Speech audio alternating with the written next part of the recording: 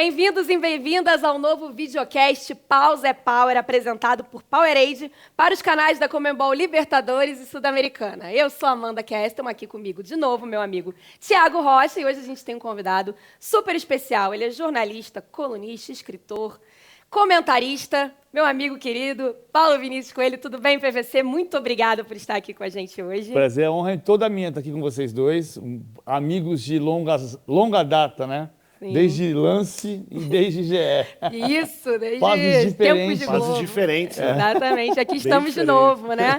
E PVC, eu vou começar jogando a bola para você, já que a gente vai falar de Conmebol Libertadores, Conmebol Sul-Americana. Te jogo assim, eu acho que é uma curiosidade que todo mundo deve ter. Qual o momento para você, como profissional, com tudo que você já viveu no jornalismo esportivo, mais marcante da Conmebol Libertadores? Que você olha assim, cara, que bom que eu presenciei esse momento. Cara, assim, eu acho que é 92.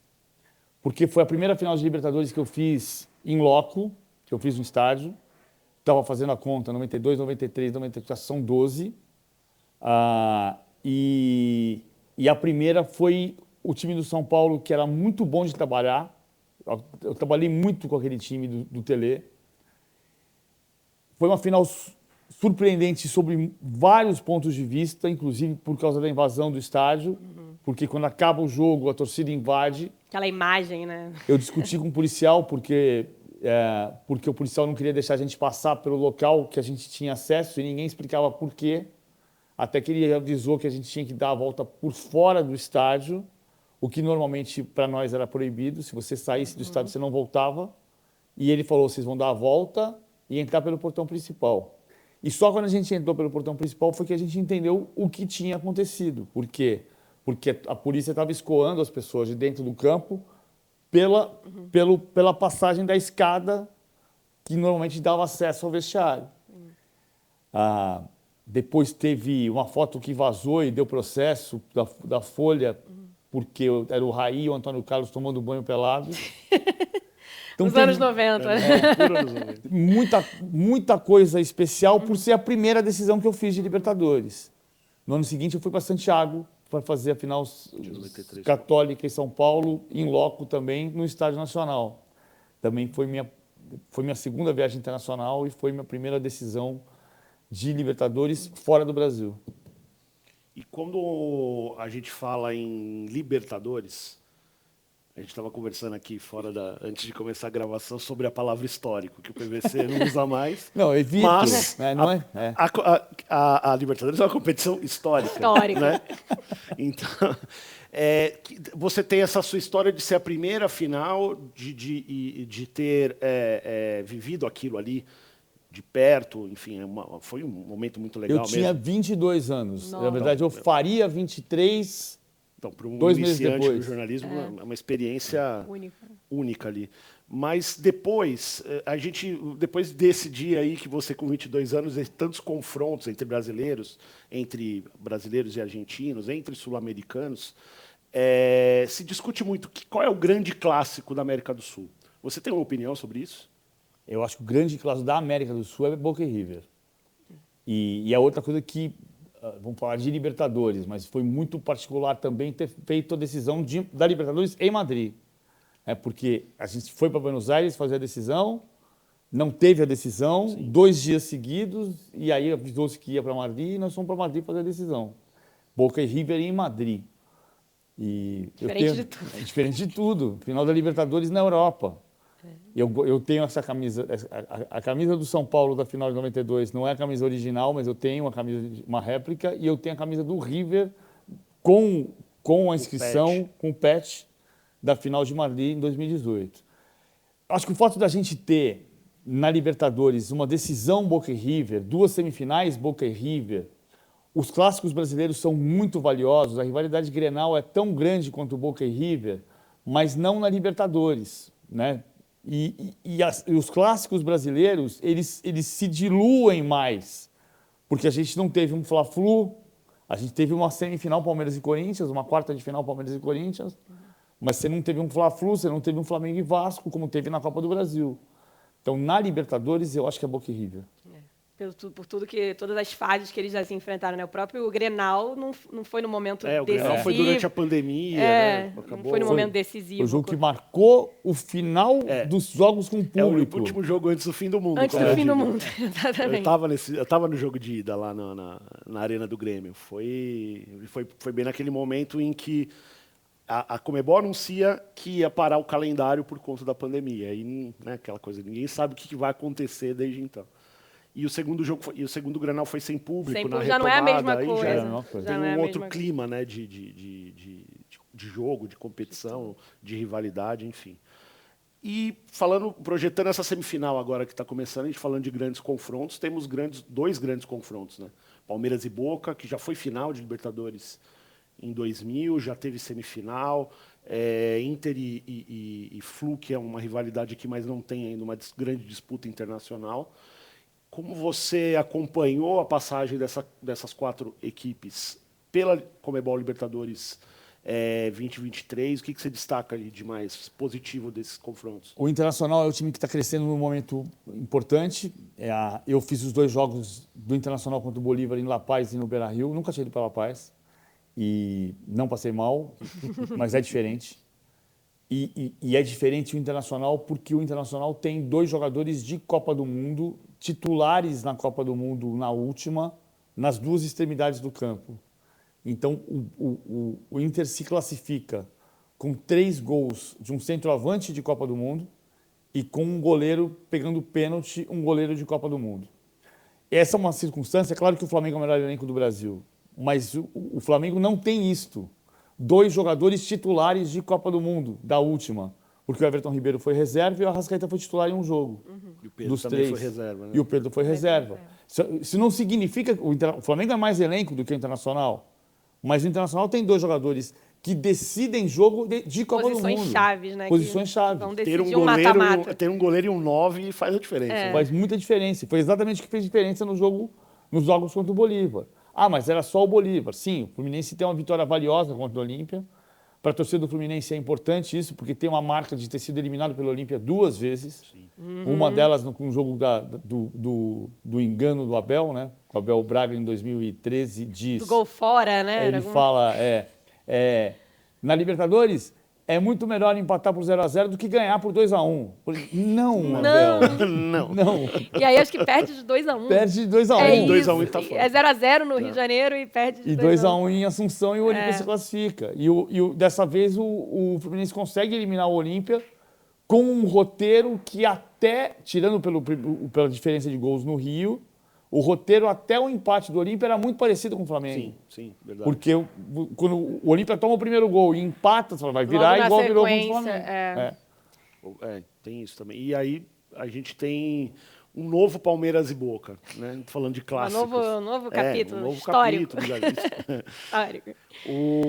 Já foi final em 2000, semifinal em 2001. E semifinal em 2018. Semifinal em 2018. É engraçado que o Palmeiras tem muito mais vitórias, tem 8 vitórias contra 4 do Boca nesse confronto, mas são 13 empates. 8 vitórias do Palmeiras, 4 do Boca. Mas nos 3 mata-matas, o Boca venceu os 3. Mas dos 6 jogos, o Boca venceu 1. E houve 5 empates. E o Boca ainda não mostrou um camisa 9 que tem sido efetivo, mas tem mostrado um goleiro, né, que está muito bem, que é o Romero. Pegou... Dá uma de PVC agora. Pegou 10 dos 19 pênaltis que bateram agora nessa volta, na fase dele no Boca Juniors. O Palmeiras do Abel está preparado para mais uma final, você acha? Não dá para dizer que o Palmeiras é favorito. Eu acho que o Palmeiras é o time mais forte. Dos 4 é o mais forte, porque é um time que tem 3 anos. Mas é um time que tem uma história contra o Boca Juniors. É engraçado, vou voltar para o tempo que a gente trabalhou no Lance. Em 99, o Palmeiras treinava na... 98, o Palmeiras treinava no Estádio Municipal de Barueri, onde hoje é a Arena Barueri. Só que o estádio era assim. O estádio hoje, ele é na horizontal. E o campo era na vertical, era ao contrário. E tinha um morro do lado. O estádio era pequenininho. Ainda tem, né, o morro, né? Ainda tem o morro, tá né? lá. Na época, você do morro assistia o treino. Sim, exato. Eu lembro de um treino que o Filipão fechou porque no lance eu desenhava os campinhos e um dia ele decidiu fechar o treino por minha causa. Só que ele avisou Dava pelo trabalho. rádio. Ele avisou pelo rádio que era por minha causa. Que era por minha causa não, que era porque tinha um jornal desenhando as jogadas dele. Aí, dia seguinte, num sábado de manhã, eu cheguei e subi o morro. Quando eu desci, ele espumava. Ele pode fechar o estádio, mas o morro ele não fecha. Não pode. Se o Palmeiras ganha, vocês vão para Tóquio. Se perde, vocês vão para Araçatuba. Essa é muito boa. Essa é muito boa. E nessa época, o Boca Juniors era líder disparado no Campeonato Argentino e ia ganhar o campeonato depois de 6 anos. E tinha um Boca e River nas quartas de... Boca e Palmeiras nas quartas de final da Copa Mercosul. E o Filipão se enganou e disse: é muito bom porque nós vamos treinar contra eles para enfrentá-los no ano que vem. Falei, não, Filipão, é só daqui 2 anos. Daqui 2 anos, mas tudo bem. Porque o campeão da Apertura da Argentina se classificava para a Libertadores de 2000. 2 depois. 2 É depois. isso, 2 depois. E aí o Palmeiras pegou o River nas semifinais de 99 e foi enfrentar o Boca na final de 2000. Isso. Naquela Mercosul, o Palmeiras eliminou o Boca. Então, é o mata-mata que o Palmeiras eliminou o Boca. Ganhou 3-1 em São Paulo e empatou em Buenos Aires. Depois dos 3 mata-matas de Libertadores, o Palmeiras perdeu a final nos pênaltis, perdeu a semifinal de 2001 nos pênaltis e perdeu a semifinal de 2018 com os 2 gols do Benedetto. Dos semifinalistas, né, da Conmebol Libertadores, o único que ainda não foi campeão é o Fluminense do Fernando Diniz, que está em alta, é o técnico da seleção brasileira, né? A torcida do Fluminense, a impressão que eu tenho conversando com os amigos que torcem para o Fluminense é que é um misto de empolgação com freio do medo, uma coisa meio do trauma de uma derrota em 2008. Como você vê esse Fluminense, PVC? Você acha que está preparado para ser campeão? Ou essa coisa de não ter ganho ainda pesa um pouco na hora de um mata-mata? É engraçado que aconteceu uma situação semelhante, de modos diferentes, com o Botafogo e com o Fluminense ao mesmo tempo. Sim. Né? Porque a torcida tem uma ansiedade que, se não for dosada, passa para o campo. Exatamente. E o Botafogo é o único time grande do Brasil que, no século XXI, não ganhou nenhum título nacional nem internacional. Nem nacional, nem internacional. É diferente do Fluminense. Outro dia eu falei isso, o cara falou assim: para de falar bobagem, e o Fluminense não ganhou nenhum título internacional. Eu falei, sim, mas mas ganhou o Fluminense brasileiro ganhou e Copa do brasileiro. Brasil. Exatamente. Brasileiro. O Botafogo não ganhou nenhum título nacional e nenhum título internacional. O Fluminense foi campeão brasileiro da Copa do Brasil. Mas cria essa ansiedade. É muito legal. Como é que a torcida está cantando? Chegou a hora, Chegou né? a hora de ganhar a Libertadores. Eu acho que ele pode ganhar, mas tem uma semifinal dificílima contra o Internacional. No passado, houve uma semifinal marcante. Marcante, não histórica, não marcante. De 75 no Brasileiro, que era Fluminense Internacional, e que o Fluminense parecia para todo mundo o favorito, porque era a máquina. E era com o Rivelino. E o Internacional avançou para a final contra o Cruzeiro porque tinha Falcão. E que talvez seja a diferença do Ener Valencia e do Rocher. A gente vai saber nos 2 jogos. Eu acho que o Fluminense pode vencer, mas ele vai ter que dosar muito essa ansiedade e também vai ter que mudar o olhar do Diniz, porque ele vai cair há 10 dias, dá tempo de focar de novo na Libertadores depois de sair da seleção brasileira. Ainda tem umas semanas, o Fernando Diniz está agora com a seleção, vai voltar. E as pessoas falam muito, o Fluminense e o Internacional vão se enfrentar, mas não vem assim uma memória recente de um grande confronto. Eles se enfrentaram nas oitavas de final da Conmebol Libertadores de 2012, né? Isso. O Fluminense avança. Mas tem uma rivalidade que as pessoas lembram um pouco, PVC, você vai... Com certeza, sim. Eu lembro um pouco de ouvir as pessoas falar de uma Copa do Brasil também, né? Tem 92. Você conversa com o torcedor do Fluminense lá no Rio, eles falam 92, o que o Inter fez com a gente, tem uma mágoa ali que só os das antigas que vão lembrar. Não? Nós somos das antigas. Eu não preciso nem disfarçar, né? Só a galera das antigas, pra galera mais nova, não vai, talvez, de repente que nos assiste, não vai saber dessa rivalidade, né? Você sabe que quando eu trabalhava com ele... Eu era mais velho que ele, depois que ele ficou mais velho. Tá vendo? O tempo parou para alguém e conseguiu para outro. Esse negócio de tempo é muito relativo. Tempo depende do... Tempo é um ponto de vista. Mas tem, né? A galera mais nova talvez não saiba que os tricolores um pouquinho mais velhos, então tem uma mágoazinha com Por os causa colorados. do pênalti que foi pênalti que não foi pênalti, que o Célio Silva cobrou e marcou, e o Inter ganhou 1-0 no Beira-Rio. E, na verdade, o Fluminense começa a perder aquele título nas Laranjeiras, por causa do gol do Caíco. O Caíco vem enfileirando todo mundo, mais em câmera lenta em relação à jogada do Neymar contra a Bolívia, né? Quem faz se lembrar da jogada do Neymar, que o Neymar vem em altíssima velocidade levando todo mundo. O Caíco era uma revelação do Internacional, e ele vem trazendo, passa por todo mundo, e só não entrou com bola e tudo porque teve humildade em gol. Nas Laranjeiras? Nas Laranjeiras. O primeiro jogo foi nas Laranjeiras. Que exótico, Caramba, eu não lembrava. Por dessa quê? história. Porque aconteceu o seguinte, em 92, o Campeonato Brasileiro foi no primeiro semestre e a Copa do Brasil foi no segundo semestre.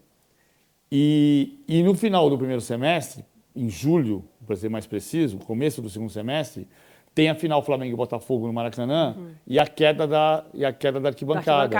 A sim. queda da grade que derruba 122 torcedores. Isso, uma E, tragédia. Assim. e aí o Maracanã fica fechado o segundo semestre inteiro, o Campeonato Carioca é jogado prioritariamente em São Januário, e o Fluminense joga jogos importantes nas Laranjeiras.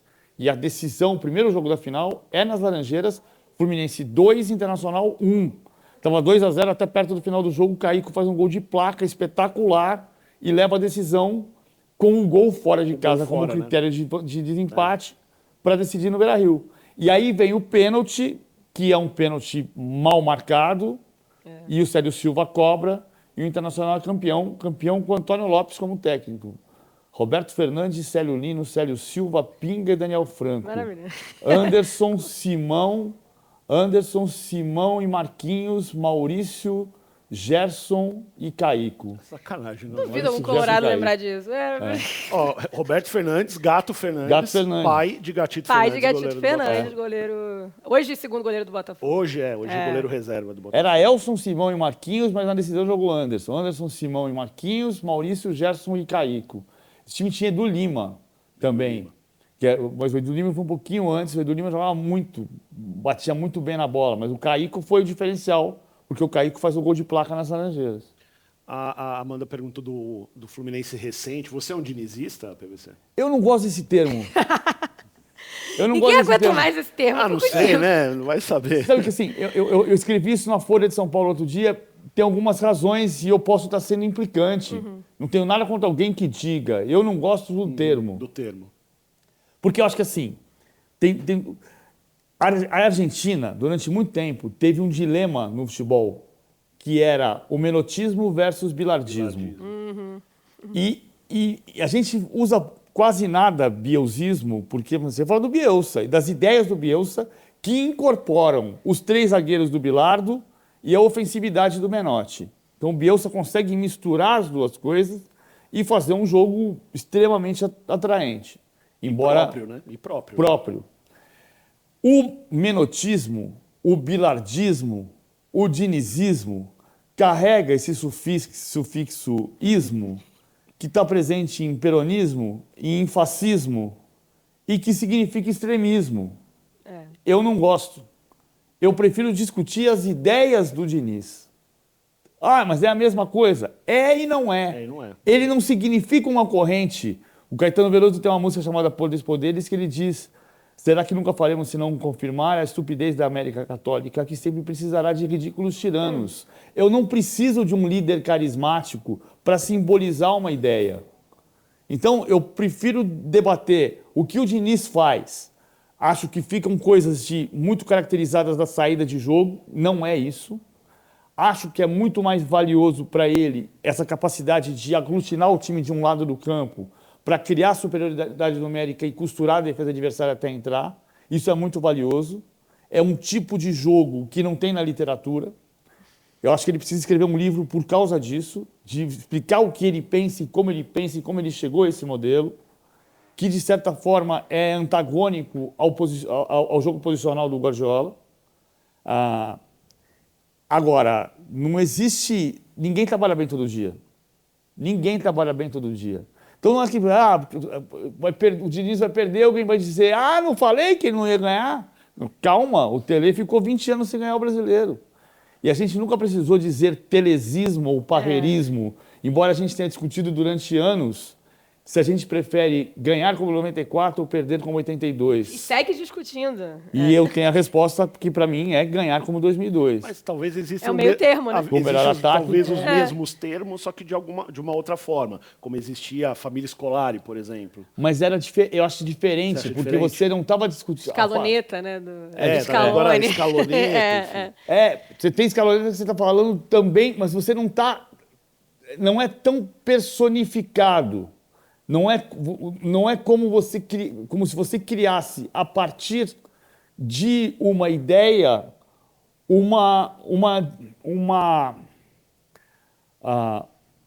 liderança carismática. Ou seja, que ele virasse um símbolo daquele estilo. Ele não precisa ser ele o símbolo daquilo. O que o Diniz carrega? Ele carrega ofensividade, pressão, futebol moderno. Isso não precisa estar caracterizado no nome nele. Não é dinizismo, entendeu? Mas eu posso estar sendo implicante com o termo. Eu estou falando do extremismo, prefiro fugir dele. Mas você gosta do jeito que o Fernando Diniz Gosto.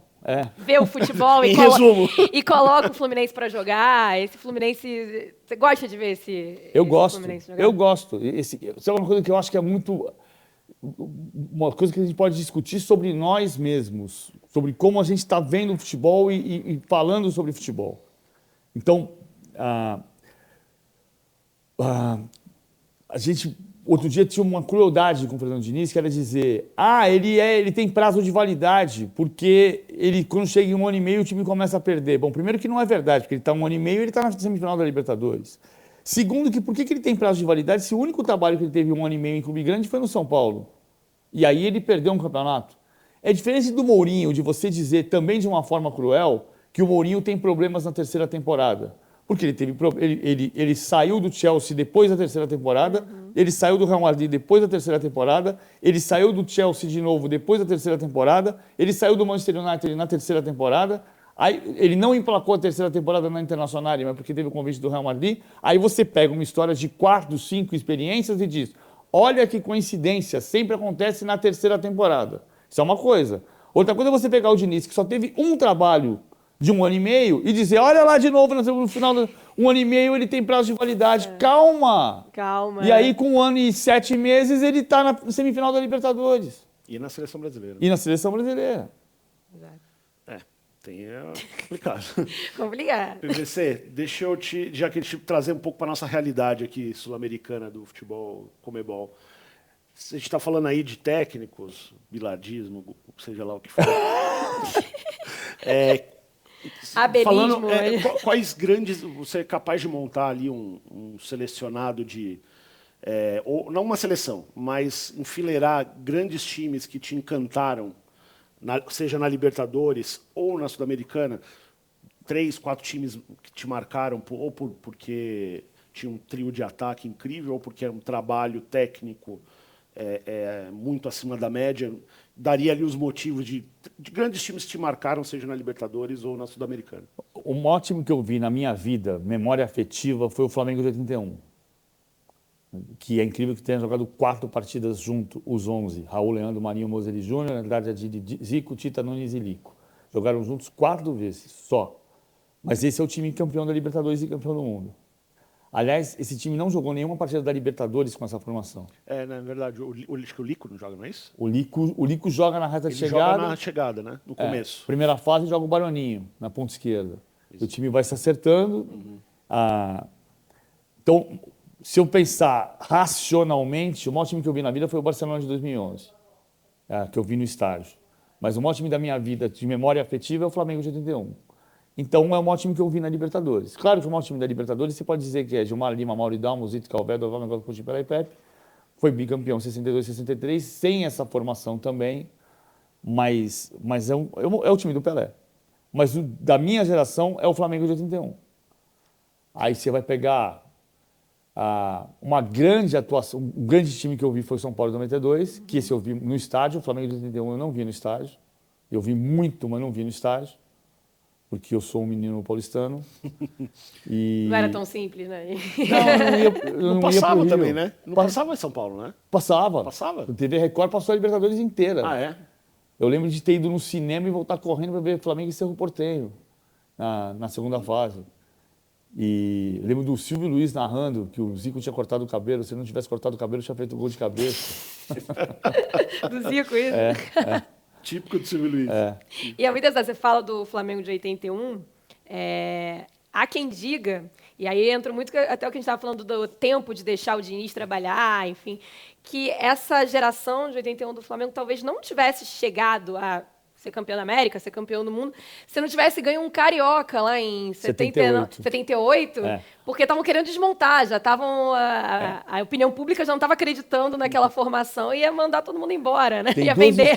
Tem duas histórias lindas desse Por isso time. tem que ter paciência. Né? Eles perdem a final de 77, nos pênaltis para o Vasco, tinham perdido a final da Taça Guanabara de 76, com o Zico perdendo o pênalti. Depois, o Tita perde o pênalti no final de 77, e o Júnior conta essa história que eles foram para o Barril 2000 em Ipanema, acho que era Barril 2000, em Ipanema, para lavar roupa suja. Era no Leblon, não era? Não, nessa época eles falavam... Ele falou carioca aqui, ele é no Leblon, ele é bem na divisa. Então é bem na divisa. Aí o Júnior conta que as pessoas passavam na frente do boteco e não estavam entendendo nada. Que negócio é esse? Os caras perderam o jogo e vieram tomar chopp. E os caras estavam lavando roupa suja. E isso começou a gerar o time de 78, 79, 79 especial, que foi campeão, foi tricampeão em 2 anos, né? Teve 2 campeonatos em 79. E aí é campeão brasileiro de 80, tudo isso com o Cláudio Coutinho. Aí o Coutinho perde o teto do Campeonato Carioca e o Coutinho vai embora. E aí vem a sucessão do Coutinho se dá com o Dino Sani. O Dino Sani não dá certo e o Carpegiani, que era assistente do Dino Sani, assume e recupera as ideias do Coutinho. Ideias do Coutinho. O Zico conta lindamente a história da teia de aranha, que é muito uma coisa do... Sabe essa coisa do Diniz? Diferente, mas o Coutinho, segundo o Zico, ele treinava, fazia um treino invisível, sem a bola, e se colocava como ele sendo a bola na saída de jogo. E ele mandava o time subir a marcação. Um tempo que não se fazia treino fantasma. Nem o treino fantasma, nem a pressão na saída de bola. E ele fazia o time subir a pressão. E aí ele fazia o time variar. Ele vinha com o corpo para o lado direito, para o time pressionar lá do lado direito. E aí ele vinha com o corpo para o lado esquerdo, para o time variar e pressionar do outro lado. E o Zico conta que o grande rival dessa época era o Vasco, mas o time que mais impunha dificuldade ao Flamengo era o Fluminense. Porque o Fluminense tinha 2 laterais, Dedevaldo e Rubens Galaxy, que tinham uma capacidade de passe absurda. Então, quando você subia para pressionar, que ele chamava de teia de aranha, vinha, montava a teia de aranha em cima do lateral, o lateral do Fluminense fazia isso. E acabava com a sua teia. Invertia o lado da jogada e saiu o Rubens Galaxy do outro lado com o campo inteirinho solto. E eles tinham muita dificuldade para marcar pressão ao Fluminense. Mas era esse o jogo do Flamengo. Era um jogo de pressão e posse de bola. Claro que num ritmo diferente do que a preparação física permitiu. Era outra época, depois, mas era, mal dizendo, o jogo do Guardiola. Era pressão para recuperar a bola, porque com a bola quem vai jogar sou eu. Teve até recente aí um exemplo do... Vamos esperar, torcedores calma. Torcedores calma. O próprio Corinthians, campeão em 2012, ele, na verdade, ele surge no ano... Na eliminação para o Tolima, digamos assim, dá para dizer isso, né? Porque quando eliminado pelo Tolima, o Tite era o técnico, bancam o Tite, aquela clássica situação do futebol brasileiro, o técnico tem que cair, tem que trocar, e o Tite fica e forma o time que vai ser campeão da Libertadores, campeão do mundo. Acho que teve um pouco isso também, talvez numa proporção menor, com o Abel pós a primeira Libertadores, que perde para o Defensa e Justiça na Conmebol Recopa. Mas aí ele já perde. O Abel chega nas derrotas com o título da Libertadores e da Copa do Brasil. Né? Tem um respaldo tem o Dorival indo embora com... Eu acho que tem uma coisa... Tem um bom exemplo aí de quem chegou. Tem uma coisa naquela final da Libertadores que eu acho cruel com a vitória do Palmeiras sobre o Santos, que é o fato de que a Amanda estava no Rio, e aquele foi o verão carioca mais quente do século XXI. Eu estava no Rio. O jogo foi também, de tarde. E o jogo foi às 4h. E a gente passou 2 semanas dizendo não vai ter jogo, porque o jogo vai ser ruim por causa do calor. E quando o jogo é ruim, as pessoas dizem, mas foi a final horrorosa. É óbvio que foi a final horrorosa. Acho que a final não pesa, uma final única, né? Eu acho que isso é do jogo também. A final única você mede os seus riscos mais do que numa... Mas no calor ainda mais. Ainda mais. Estava muito quente, muito quente, sem torcida, sem ritmo de jogo, porque tinha voltado a pandemia e com a tensão de um jogo só. Pode. Então tinha muita coisa ali no meio. Quando chegam as derrotas, o Abel já tinha os dois. Acho que o Abel é um bom exemplo do que o Vitor Pereira disse, que no Brasil, se você não tem os resultados imediatos, não tem trabalho. Ali, ele teve os resultados imediatos, então ele teve trabalho. Porque quando ele chega na derrota para o Defensa e Justiça, ele já é campeão da Libertadores e da Copa do Brasil. Copa do Brasil. Mas há um abalo ali, né? Tá aquela balada, aquelas coisas que a gente sabe bem ali, de dar uma bagunçada num ambiente que parece controlado, né? Esse time do Palmeiras, o PVC, é porque eu acho que é um problema do ser humano, né? De só valorizar quando acaba. Parece minha mãe falando, você só vai me valorizar quando eu não estiver mais aqui. Mas é mais ou menos isso, né? A gente tem muita dificuldade de valorizar o que a gente está vivendo, tendo uma noção, uma dimensão disso. Qual você acha que vai ser daqui a 15 anos o tamanho do Palmeiras do Abel Ferreira? Eu acho que ele vai ser muito grande. A gente vai olhar para trás como a gente olha para o Palmeiras de 93, 94, que não ganhou a Libertadores, mas era um time espetacular. Que tem um dos maiores jogos que eu já vi em Libertadores, que é o Palmeiras 6, Boca 1, no Parque Antártica, que é o jogo que leva o Mazinho para a Copa do Mundo. O Mazinho destruiu naquele dia. O Evair jogou muito, o Roberto Carlos jogou muito, mas o Mazinho foi o melhor em campo, mais disparado. Era o Boca Juniors do Menotti, e o Palmeiras mete 6-1 no Parque Antártica. A gente olha para trás com que espetáculo que é aquele time. Como você olha com a geração anterior, de um time que não ganhou Libertadores, mas ganhou 2 brasileiros, que tem uma formação que é poética na boca do palmeirense, que é Leão, Eurico, Luiz Pereira, Alfredo Zeca, Dudu e Ademir da Guia, do Leivinha, César e Ney. Na minha conta são 16 jogos, 8 vitórias e 8 empates com essa formação. O nosso palestra outro dia cravou 18. 8 vitórias e 10 empates. Acho que como eles fizeram 2 jogos a mais, eles devem ter achado 2 jogos que eu não achei. Chama o VAR, né? Pra ver isso aí. Tem que chamar o VAR. Chamar o VAR para conferir. Chamar o VAR. Então você vai olhar para isso. Agora, eu acho que do ponto de vista dos talentos, o time dos anos 90 era melhor. Era melhor. Tipo assim, Sampaio, Amaral, Rincon ou Edilson e Zinho, Edmundo e Evair. Em comparação com o grande time que é de 2021, Danilo, Zé Rafael, Scarpa, aquele jogo jogou com 5 atrás, né? Mas Scarpa, Veiga, Rony, Dudu. O time de 94 era melhor. E o time de 94 não ganhou a Libertadores. O time de 99 do Palmeiras nasceu para ter 2 jogadores por posição. Se você olhar para trás, também não é igual ao 94. Porque o Filipão tinha Veloso e Marcos, quando começou, tinha Arce e Neném. Tinha Júnior Baiano, Kleber, Roque Júnior. Tinha Júnior e Rubem Júnior. Não era 2 jogadores de posição. Tinha Sampaio e Rogério e Galeano. Tinha Alex e Jackson, que chegou aí para a seleção brasileira, mas que não explodiu.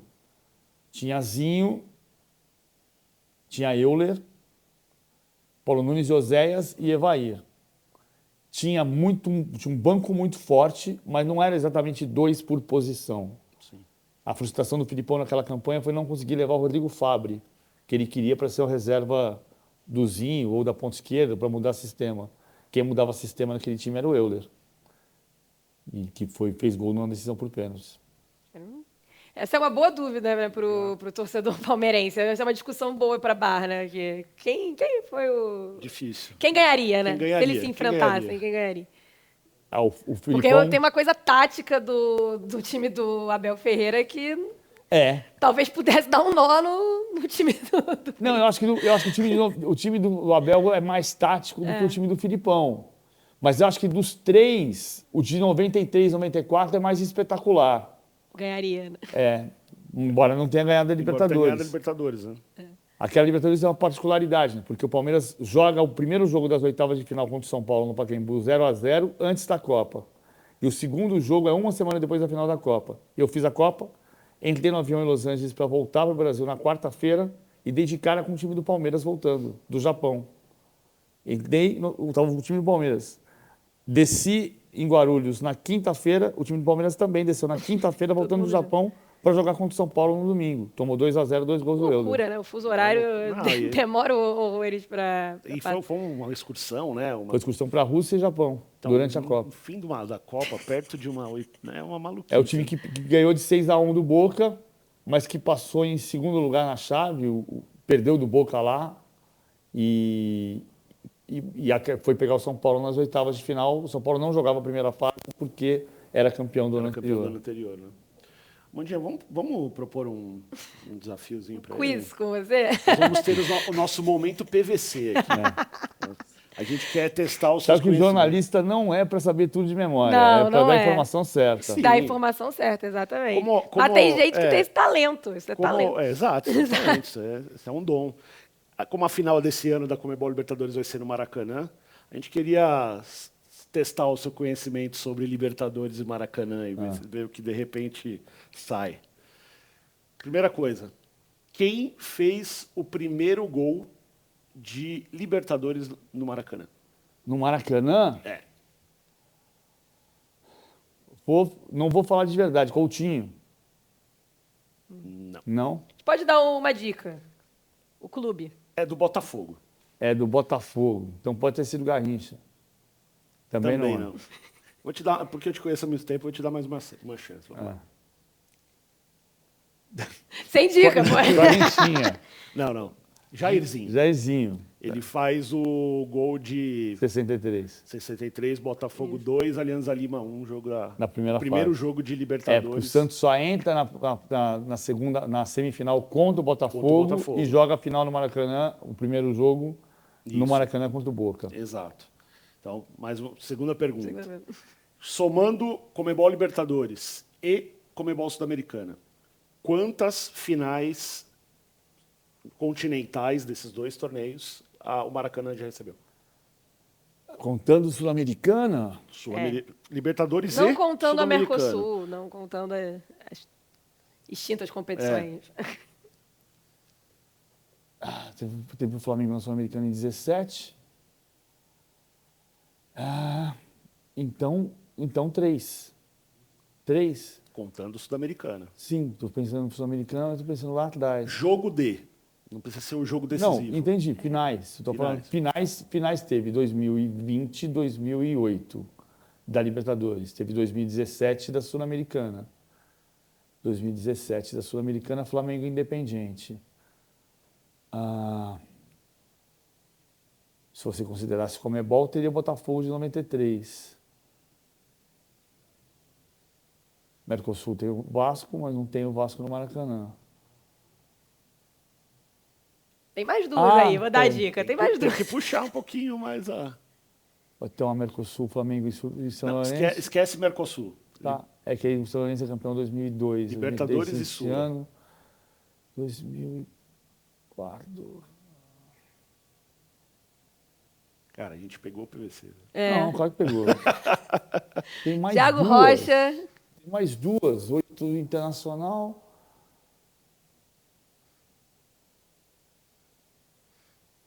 Não vou lembrar as outras duas. Não foi a grande decisão, mas teve uma das finais do Flamengo de 1981. Tem. Mas aí tudo bem. Você está falando das tem finais. 63 do Santos. Tem 63 do Santos, que é o primeiro jogo, sim. Tem 81 Flamengo. Mas eu tô pensando... Você está pensando em volta olímpica. Você pensou em jogo de... Tudo bem. Jogo decisivo. E mesmo assim está faltando um. Está faltando um da Copa Sul-Americana? Tem mais um time que ganhou troféu. É o mesmo, ganhou 2 vezes. Exato. Ganhou o Independiente em 95. Não, 95 foi Supercopa. Foi Supercopa. Foi Supercopa. 95 foi Supercopa. LDU, eu falei. 2008. E 2009. 2009. 2009 contra o Fluminense Sul-Americana. Então, verdade. São 6 LDU finais. de novo, em 2009. Eu falei 2008, 2017 e 2020. São as 3 finais, Aí, mais 2009. Aí tem 63, 81 e os dois da LDU. 2000. Os 2 da LDU, E em agora sequência, teremos a 7ª, né? Agora teremos a 7ª. Mas agora é o jogo do título. Aí eu diria que seria a 5ª. Que é diferente, exatamente. Não, tudo bem. Vai dar a volta olímpica. Você tem seu recorte certo. Primeiro gol, finais, né? Finais. Jogo de finais. primeiro gol de final no Maracanã. Quem fez? Foi Santos e Boca. Contando o primeiro jogo, né? Sim, O segundo jogo foi sim, fora. sim. Foi Coutinho. Coutinho. Ponto para o PVC. Pronto para PVC. 1-0 PVC. Você sabe, já foram mais de 100 jogos de Libertadores no Maracanã. Você sabe qual foi o jogo 100? Não.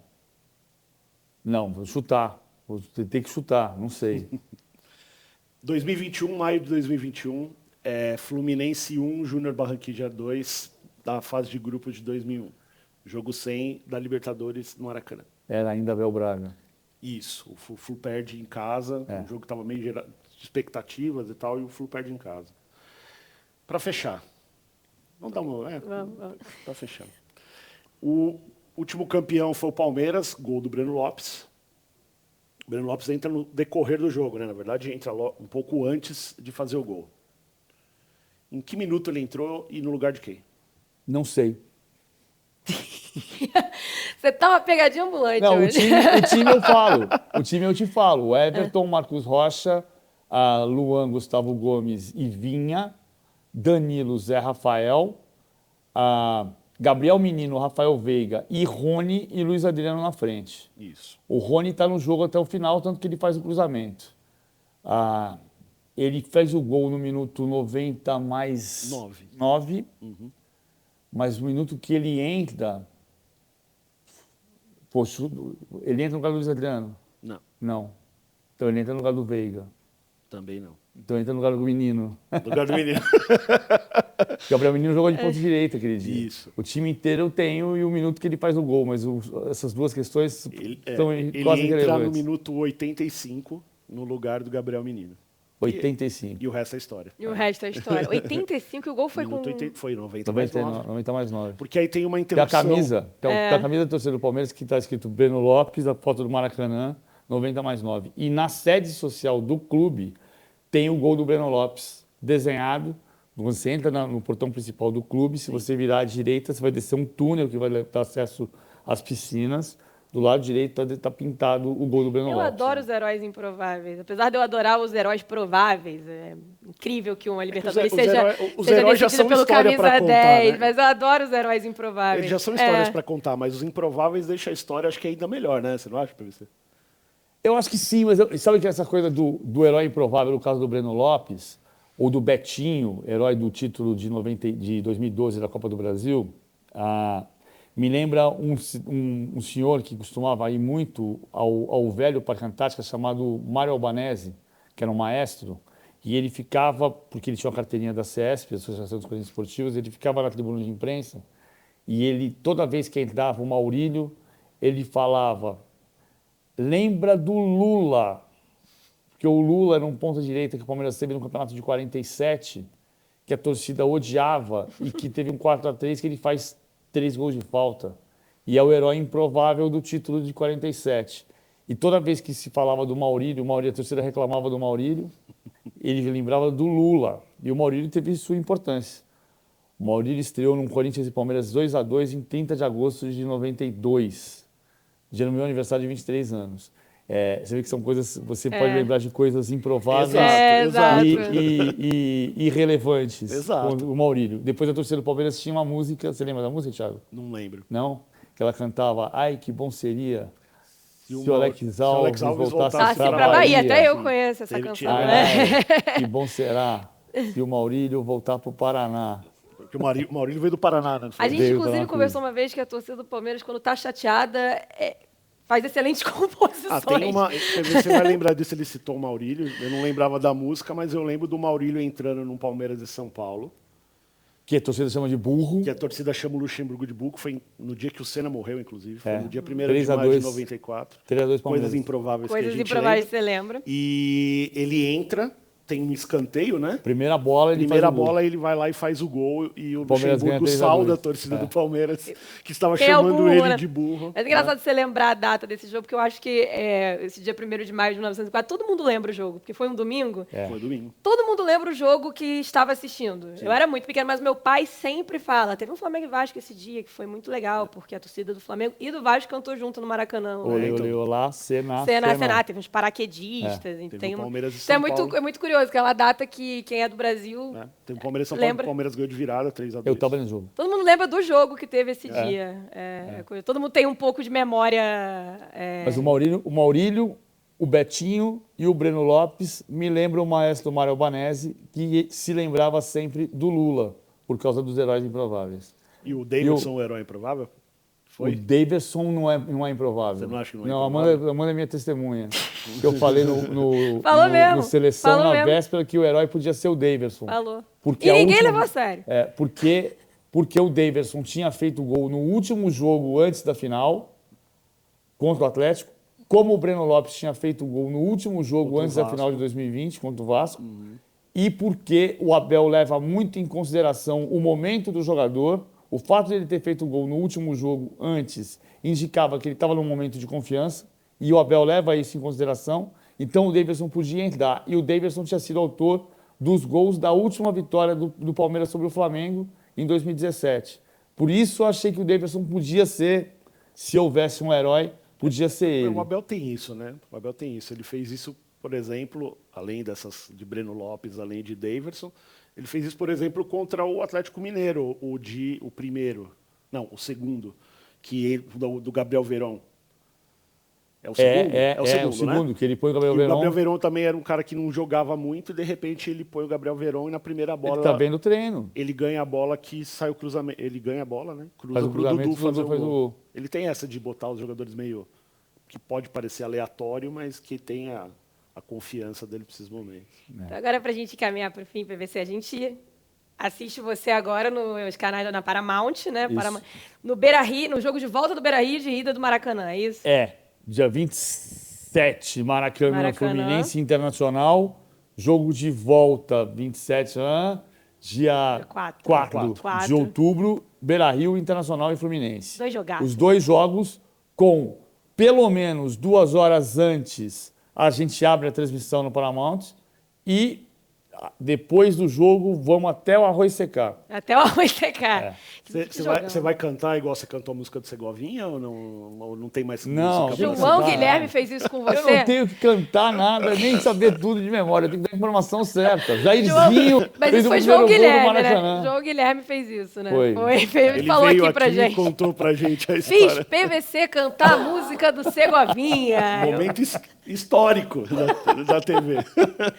E aí tem esse Botafogo, né? Saiu da Conmebol Sul-Americana e agora Mas agora tem Corinthians e Fortaleza. Tem o primeiro time do Nordeste numa semifinal de Copa Sul-Americana. muito legal, né? Se você levar em consideração a história dos torneios mais antigos, o CSA foi vice-campeão da Copa Conmebol em 99, o Sampaio Corrêa foi semifinalista em 98, mas na Copa Sul-Americana e Libertadores, pela primeira vez um time do Nordeste nas semifinais, é o Fortaleza que vai enfrentar o Corinthians. Jogaço. E você já viu o jogo lá, PVC? No Castelão, No jogo atual, assim, jogo recente. eu vi Fortaleza e Deportivo Maldonado e Fortaleza e Cerro Porteño. Cara, Os é dois um jogos- clima muito legal, jogo né? Muito Muito legal. legal lá. A torcida é impressionante. E esses mosaicos que eles fazem dão um outro toque, assim. É uma coisa muito legal de se ver, assim. Interessante também uma continuidade de trabalho, né? Eu particularmente achava nos últimos anos que algum time aqui do Sudeste, Sul-Sudeste, ia lá pegar o Vojvoda e O Corinthians pensou É. e o Fortaleza conseguiu segurar. Fortaleza que tomou um susto nessa semana por causa da Jade, mulher do Marcelo Paes, presidente de Fortaleza, que é vice-governadora do Ceará e que Ela estava em tava Marrakech. no terremoto do Estava Marrocos. no terremoto. Verdade.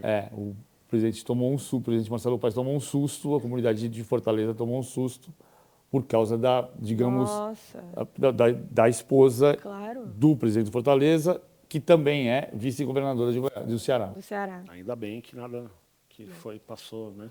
Exato. PVC, obrigada por estar aqui Obrigado com a a vocês. gente. Volte sempre. A gente traz ele aqui de novo depois para comentar tudo que Sim, rolou na antes da Conmebol final. Libertadores, antes da final. E antes da gente fechar, eu só queria não só agradecer a presença do PVC, a gente, jornalista, tem às vezes até a soberba, né? De achar que a gente não precisa reverenciar as pessoas que fazem parte da nossa vida profissional. Exato. E eu era leitor do PVC, embora ele fale que eu sou mais velho que ele. Não, Dois você aqui, era mais novo. Leitor do PVC na Placar, parceiro de redação no Lance e Tamo junto. telespectador Também sempre. sou muito fã, PVC. PVC é Tamo uma junto, referência Eu para todos nós. pegava minha moedinha de R$1, comprava o... E a gente é uma Tinha mais de uma geração que comprava e jornal é mais do ainda. que uma honra receber ele aqui e Exato. bater esse papo com ele. Foi bom Tamo pra junto. Obrigada Honra foi demais. minha. Obrigado a vocês. Obrigada. Esse foi o Pause é Power, o videocast da Conmebol Libertadores e da Conmebol Sul-Americana. A gente volta nas próximas semanas com mais um episódio para vocês. Tchau, tchau. Valeu.